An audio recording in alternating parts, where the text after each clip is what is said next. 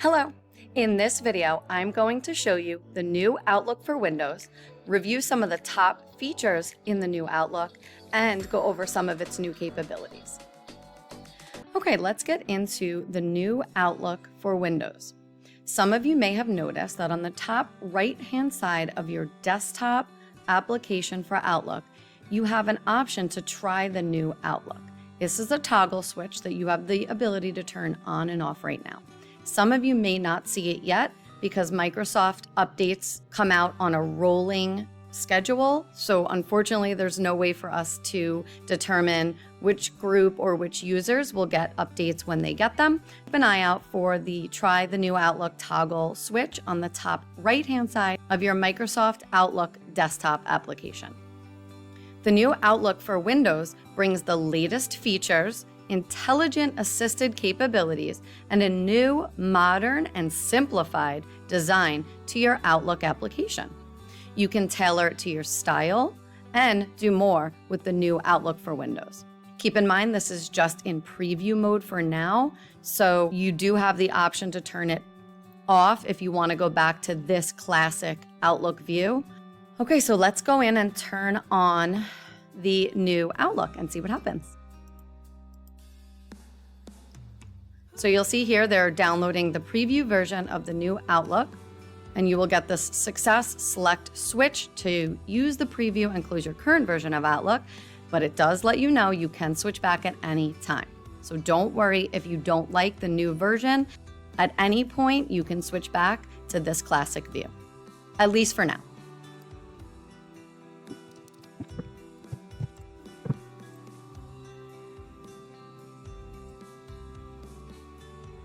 Okay, it's ready, so let's go in. Open Outlook.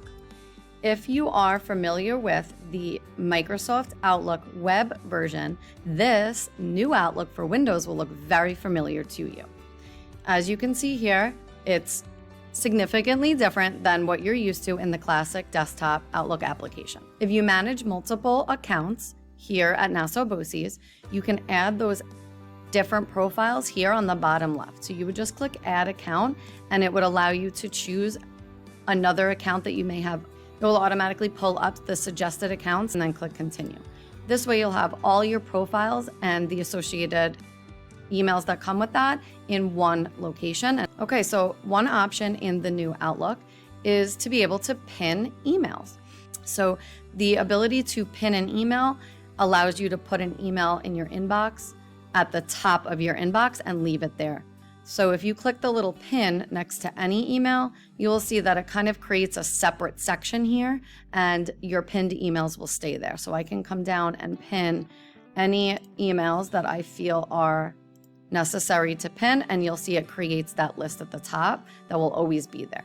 You can also click the pin here up at the top as another way to do that. Once you're done with that email and don't want it to be pinned anymore, you just click on that pin again, and it will remove it from the pin section in your inbox. You'll notice here the ribbon view looks a little bit different than you would be used to in the current classic Outlook for Windows application. However, you can switch your ribbon to the classic ribbon view. If you click the drop-down arrow all the way to the right side of the ribbon, it will give you the option to switch into the classic ribbon. Right now, I'm currently showing the simplified ribbon. However, if I click classic ribbon, you will see this ribbon looks a little bit more familiar to you. Another great feature of this new Outlook is the ability to add categories as a favorite. If you use categories, you can now add them to your favorites list over here on the left-hand side. If I click Add Favorite, I can search for a specific category color and choose that as a favorite. Another new feature is the more simplified view for creating rules in Microsoft Outlook. So if I click Rules and then Manage Rules, when I click Add a New Rule, it's a simplified version of creating a rule than you would normally be used to in the current desktop application. So you would just name your rule, and then click Add a Condition. And here is a much more simplified view of the condition that you may want to be setting and your actions as well. And it also gives you the option to add an exception. also gives you the ability to snooze an email.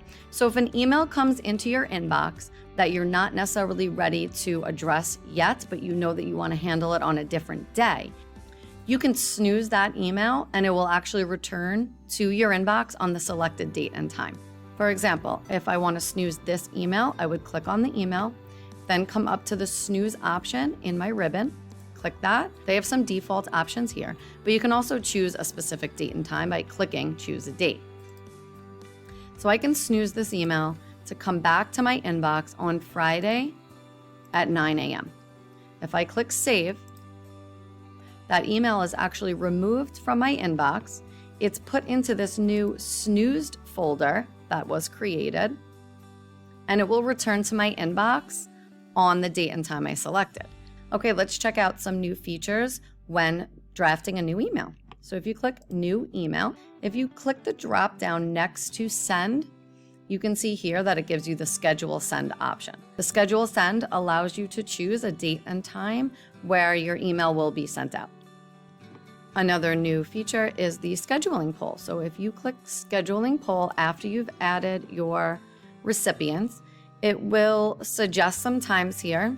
You can choose a date and some times that you want to insert into your email for the recipients to choose the best time for them. You also have the editor. Editor is Microsoft's version of Grammarly. This provides a way for you to do spell checks and do some refinements. You can always customize your editor right here. Again, this is in preview mode currently, so you do not have to keep this if you don't like it. I just suggest that you turn it on, try it out, play with it, see what your thoughts are, and you can always turn it off and go back to your classic desktop application at any point. Just come up to the top right-hand side, click the toggle off. It will close and reopen back to the classic Outlook for Windows desktop application. Now you know about the new Outlook for Windows. Check it out and let me know what you think. Stay tuned for next week's What the Tech Tip. See you then.